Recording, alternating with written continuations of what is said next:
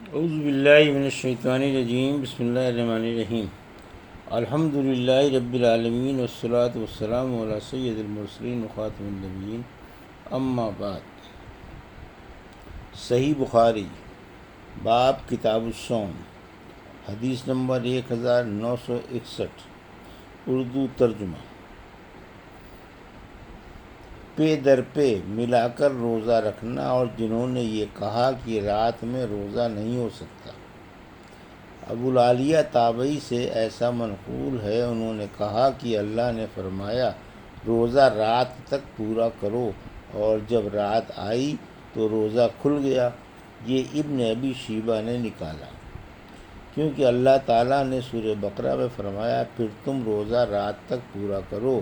نبی کریم صلی اللہ علیہ وسلم نے صوم وصال سے بحکم خداوندی منع فرمایا، امت پر رحمت اور شفقت کے خیال سے، تاکہ ان کی طاقت قائم رہے، اور یہ کہ عبادت میں سختی کرنا مکروہ ہے۔ ہم سے مسدد نے بیان کیا، کہا کہ مجھ سے یحییٰ قطان نے بیان کیا، ان سے شعبہ نے کہا کہ مجھ سے قتادہ نے بیان کیا، اور ان سے انس رضی اللہ عنہ نے کہ نبی کریم صلی اللہ علیہ وسلم نے فرمایا بلا سحر و افطار پے در پہ روزے نہ رکھا کرو۔ صحابہ رضی اللہ عنہ نے عرض کی کہ آپ تو وصال کرتے ہیں۔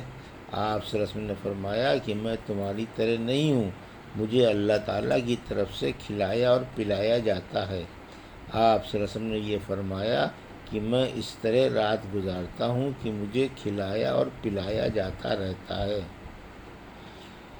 حدیث نمبر 1962، اردو ترجمہ۔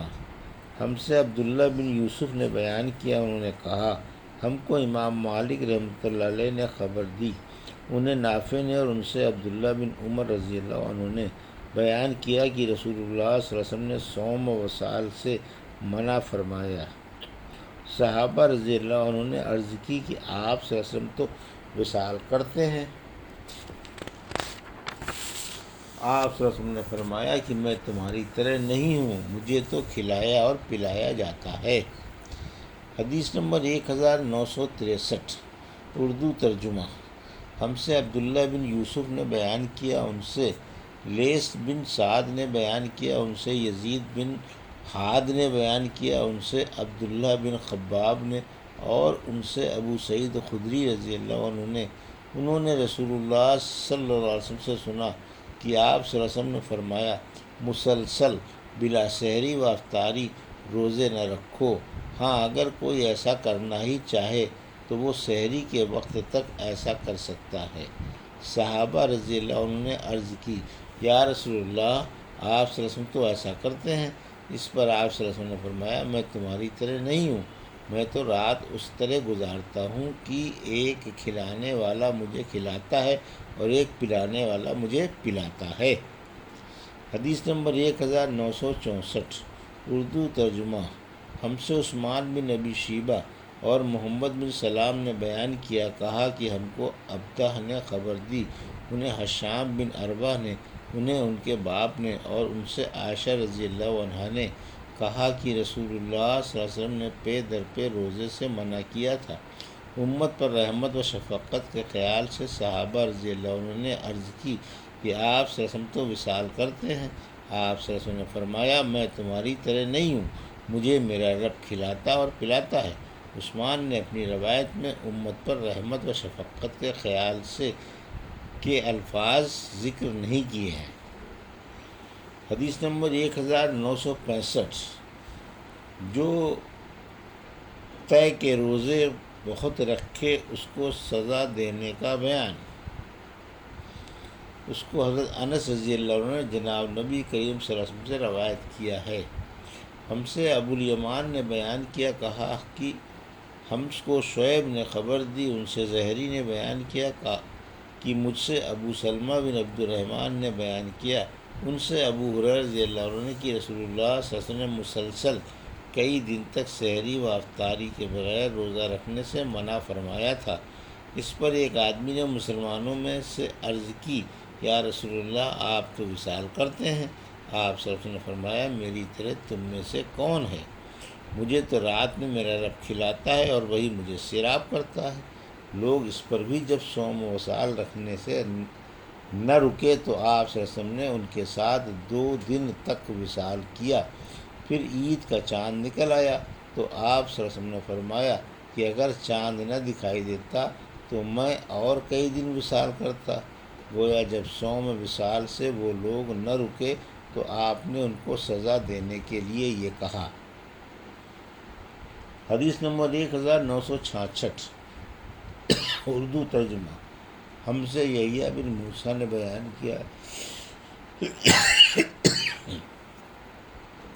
ان سے عبدالرزاق نے بیان کیا، ان سے معمر نے، ان سے حمام نے، اور انہوں نے ابو ہریرہ رضی اللہ عنہ سے سنا کہ نبی کریم صلی اللہ علیہ وسلم نے 2 بار فرمایا تم لوگ وصال سے بچو۔ عرض کیا گیا کہ آپ تو وصال کرتے ہیں۔ اس پر آپ نے فرمایا کہ رات میں مجھے میرا رب کھلاتا اور وہی مجھے سیراب کرتا ہے، بس تم اتنی ہی مشقت اٹھاؤ جتنی تم طاقت رکھتے ہو۔ حدیث نمبر 1967 سحری تک وصال کا روزہ رکھنا۔ ہم سے ابراہیم بن حمزہ نے بیان کیا، کہا کہ ہم سے عبدالعزیز بن ابی حازم نے بیان کیا، ان سے یزید بن ہاد نے، ان سے عبداللہ بن خباب نے، اور ان سے ابو سعید خدری رضی اللہ عنہ نے، انہوں نے رسول اللہ صلی اللہ علیہ وسلم سے سنا کہ آپ صلی اللہ علیہ وسلم فرما رہے تھے صوم وصال نہ رکھو، اور اگر کسی کا ارادہ ہی وصال کا ہو تو سحری کے وقت تک وصال کر لے۔ صحابہ رضی اللہ عنہ نے عرض کی یا رسول اللہ آپ تو وصال کرتے ہیں۔ آپ نے فرمایا کہ میں تمہاری طرح نہیں ہوں، رات کے وقت ایک کھلانے والا مجھے کھلاتا ہے اور ایک پلانے والا مجھے پلاتا ہے۔ حدیث نمبر 1968 اردو ترجمہ۔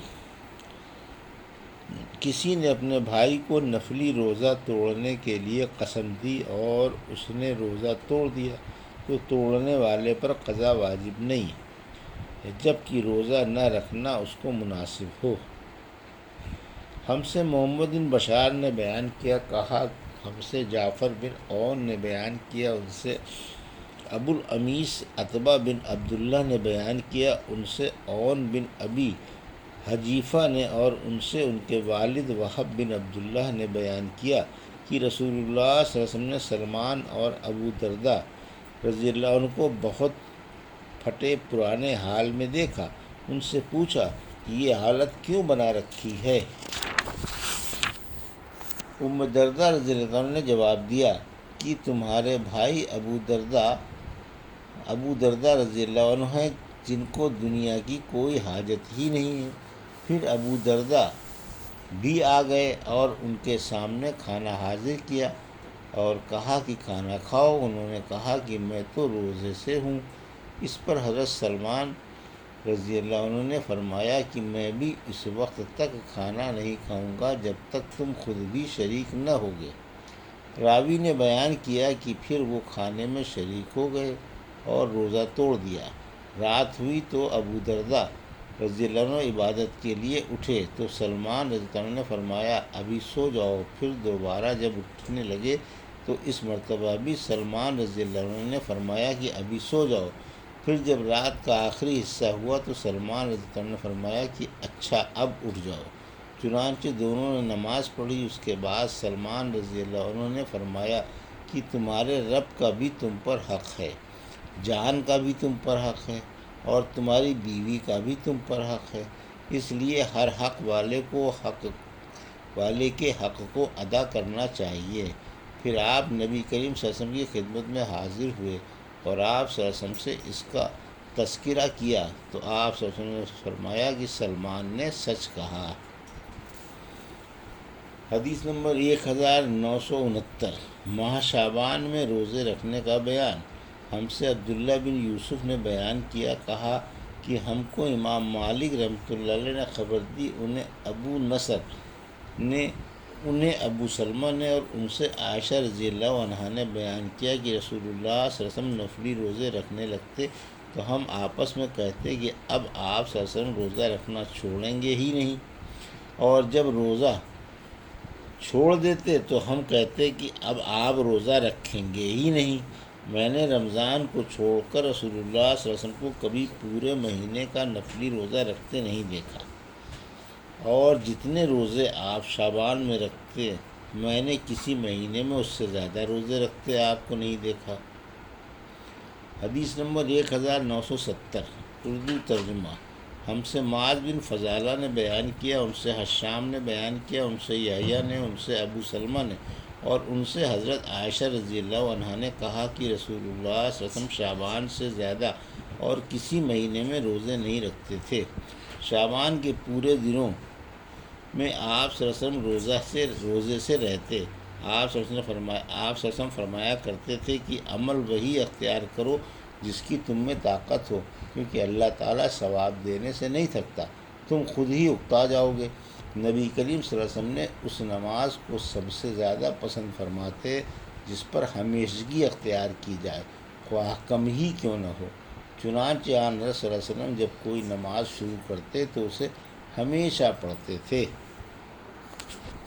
یہ تھی صحیح بخاری باب کتاب الصوم کی حدیث نمبر 1961 سے 1970 کا اردو ترجمہ جو ابھی آپ نے سماعت فرمایا۔ اللہ سے دعا ہے کہ اللہ ہمیں ان حدیثوں کی صحیح سمجھ عطا فرما اور ان پر عمل کرنے کی توفیق عطا فرما، آمین یا رب العالمین۔